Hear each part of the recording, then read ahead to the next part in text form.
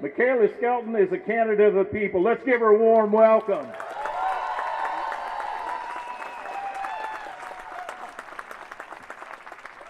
Good evening, everybody. We are here today because our community is under siege by politicians who are stripping us of our health care, who are starving our schools, who are denying people the vote, and who are letting our communities fall apart while they spread or hide behind violent and divisive rhetoric meant to make us live in fear of our fellow humans.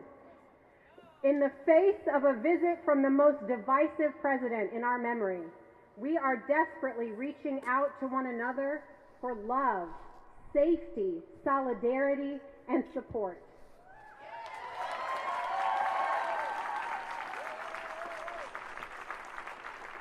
We are here because the love we have for one another and our community is greater than one man. Our movement has often been called the resistance, but that doesn't really describe who we have truly become. The real resistors are the small, cynical, and vocal minority, selfishly clinging to an exclusive right to power, to safety, and to prosperity.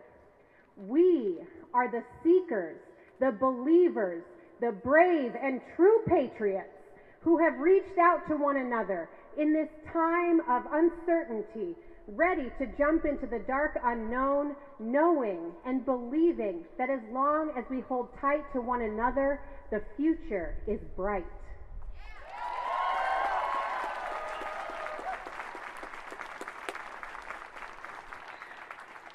It is past time for all of those who are oppressed by the systems of power in this country to rise up together, hand in hand with our voices and our votes, against those systems and the people in power who protect them. Because the arc of history may bend toward justice, but it will not change shape of its own accord.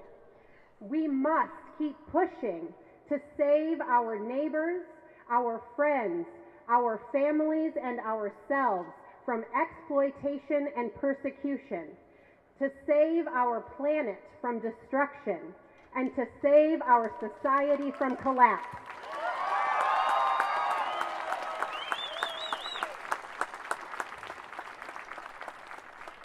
Silence and apathy will not help us. We cannot continue to make excuses for those in our government who would stoke fear and division. If we are silent, we are complicit. If we feed the false narratives used to justify hate, we are complicit. Once, we were starry-eyed idealists who believed a well-spoken and charismatic leader who promised us change could save us by himself. But we learned the hard way that the compelling message of yes, we can is nothing without we.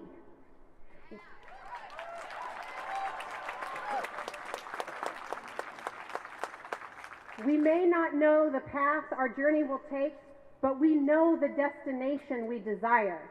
A world where we can finally live as one people, one nation, and one world. A world where our greatest successes are measured in the love we give, the connections we create, and the beauty we bring to our communities.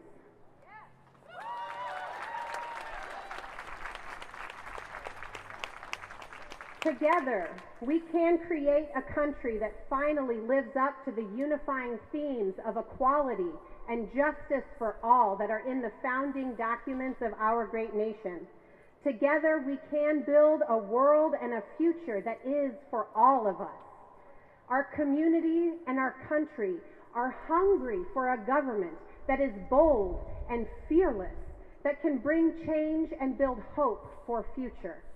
Let's give it to them. Let's give it to us. We are the change.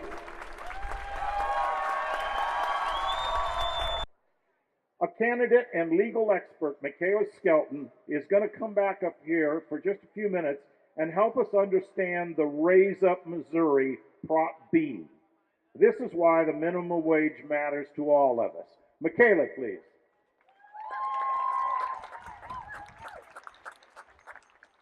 So you get me again, and I'm really glad that we found somebody else to talk about Amendment 1. I was really afraid you were going to have to see me 3 times up here today. So Proposition B, raising the minimum wage. As Steve said, it's currently $7.85 an hour. For minimum wage workers working full time, that's as little as $314 in take-home pay a week. After you take out Medicare and Social Security taxes, which everybody has to pay, no matter how little you make, that's only $16,000 a year. No one can support themselves on $16,000 a year, much less raise a family. So Prop B raises the wage 85 cents an hour until it gets to $12 an hour in 2023.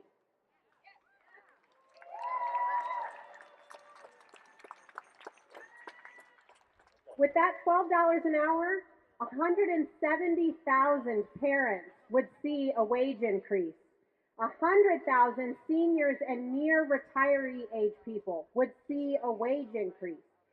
By the time we get to that full $12 an hour in 2023, almost 25% of Missourians would get a pay raise because we voted to raise the wage. So we need to vote yes on Prop B so that people who are working can have the dignity of supporting themselves. It's good for workers, but it's also good for our communities because instead of spending our public tax dollars on subsidizing corporate bottom lines to provide food assistance, rent assistance, child care assistance, and housing assistance, that instead those dollars would stay in our state coffers to go to higher public school funding, Medicaid expansion, more public health care access. Also, those folks that would finally be making closer to a living wage would actually be paying state income taxes into the state so that we would have more money to invest in our communities. So vote yes on Proposition B because it's good for workers, it's good for our communities, and it's good for our state. Thank you.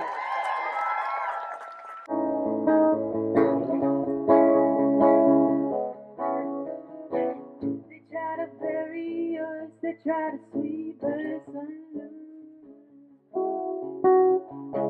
They try to silence us. They try to scare us with thunder.